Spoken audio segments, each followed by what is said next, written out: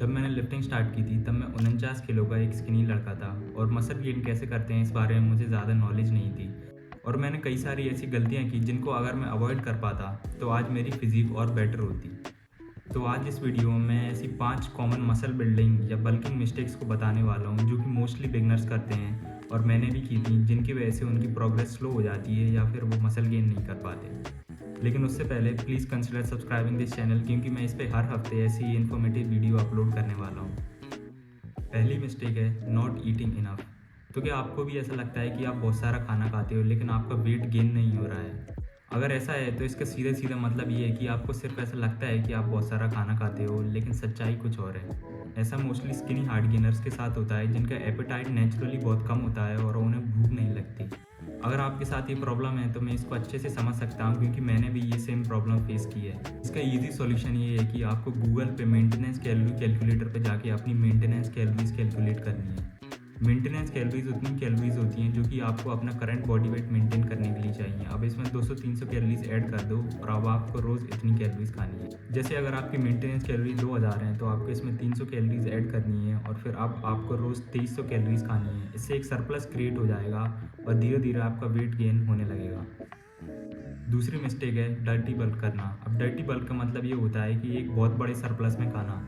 जैसे कि आपकी मेंटेनेंस कैलोरी 2000 है और आप खा रहे हो 3-3,500 कैलोरीज। लोग ऐसा सोचते हैं कि बल्क है, एक सरप्लस में खाना है तो कुछ भी कितना भी खाओ क्या फ़र्क पड़ता है। और ये एक मिसकंसेप्शन है कि जितना ज़्यादा खाते हैं उतना जल्दी मसल मास बढ़ता है। देखो, हमारी बॉडी की मसल गेन करने की एक लिमिट होती है, तो आप अगर ज़्यादा खाओगे तो इसका मतलब ये नहीं है कि आप जल्दी ज़्यादा मसल मास गेन कर पाओगे, बल्कि वो जो एक्स्ट्रा कैलोरीज आप खा रहे हो वो एज फैट स्टोर होंगी, उससे आप मोटे हो जाओगे।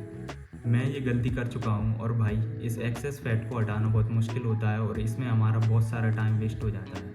तो आपको हमेशा 200-300 कैलोरीज के एक छोटे सरप्लस में खाना है, ताकि आगे जब हम फैट लॉस करें तो हमें कोई प्रॉब्लम ना आए। तीसरी मिस्टेक है ईटिंग फूड विदाउट ट्रैकिंग। तो आप जो भी खाना खा रहे हो उसको आपको एक कैलोरी ट्रैकर ऐप में ट्रैक करना है, क्योंकि अगर आप ऐसा नहीं करोगे तो आपको पता ही नहीं चलेगा कि आप अपनी डाइट फॉलो कर रहे हो कि नहीं। जैसे कि आपने अपना कैलोरी गोल कंप्लीट किया कि नहीं, या फिर अपना प्रोटीन गोल हिट किया कि नहीं। जब हम अपनी डाइट के अलावा कुछ अलग से खाते हैं तो हम सोचते हैं कि थोड़ा सा खा लेता हूँ, क्या ही फ़र्क पड़ता है। लेकिन ये थोड़ा थोड़ा एडअप होकर बहुत ज़्यादा हो जाता है और ये आपकी डाइट पर बहुत ज़्यादा इम्पैक्ट डालता है। ऐसा करने से अगेन आप एक बड़े सरप्लस में चले जाओगे और अननेसेसरी फैट पुट ऑन करोगे। तो आपको जो भी खाना है उसे किचन में स्केल पे वे करके ऐप में एंटर करना है, जिससे कि आप अपनी डाइट को ठीक से फॉलो कर पाओ। चौथी मिस्टेक है नॉट ट्रैकिंग योर वर्कआउट्स। अब ये एक ऐसी मिस्टेक है जो आई होप कि इसके बारे में मुझे पहले पता चला होता। क्योंकि मसल बिल्डिंग एक स्लो प्रोसेस है तो हमें विजुअल रिजल्ट्स दिखने में थोड़ा टाइम लगता है और हमें पता नहीं चल पाता कि हम प्रोग्रेस कर रहे हैं कि नहीं। तो यहाँ पर वर्कआउट्स को ट्रैक करना काम आता है। इसके लिए आपको अपने फ़ोन के नोट्स ऐप में अपने सारे वर्कआउट्स को लॉक करना है और नोट करना है कि आपने किस एक्सरसाइज पे कितने सेट किए और उसमें कितने रेप्स लगाए। और फिर अगले सेशन में जब आप वो एक्सरसाइज फिर से करोगे तो आपको प्रोग्रेसिव ओवरलोड लगाना है और आपको उस एक्सरसाइज पे पिछली बार से बेटर परफॉर्म करना है। जैसे एग्जांपल के लिए बेंच प्रेस पे आपने पिछली बार किसी वेट पे 9 रेप्स लगाए थे, तो अब की बार आपको ट्राई करना है कि आपके 10 रेप्स आ जाएं उसी सेम वेट पे।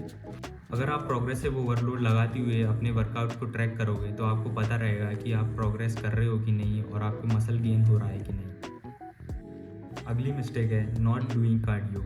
अब आपने शायद ये सुना होगा कि कार्डियो किल गेन्स, बट ऐसा बिल्कुल नहीं है। और कार्डियो बहुत इंपॉर्टेंट है, क्योंकि वर्कआउट करके हम अपने मसल्स को तो हेल्दी बना लेते हैं, लेकिन कार्डियो से एक बहुत इंपॉर्टेंट मसल की हेल्थ मेंटेन रहती है, जो कि है हमारा हार्ट। उसके अलावा कार्डियो करने से हमारा स्टेमिना बढ़ता है। क्या आपने ऐसा एक्सपीरियंस किया है कि हैवी लिफ्ट करते टाइम आपकी मसल फेल करने से पहले आप आउट ऑफ ब्रेथ हो जाते हो और आपकी सांस फूलने लगती है, जिस वजह से आप अपना सेट ठीक से कंप्लीट ही नहीं कर पाते हो?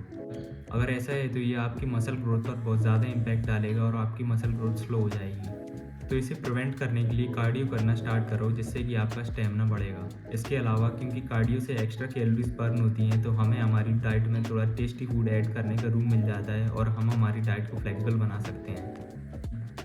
ओके, तो इस वीडियो के लिए इतना ही। अगर आपको ये वीडियो पसंद आई तो वीडियो को लाइक कर देना और अपने किसी एक दोस्त के साथ शेयर कर देना।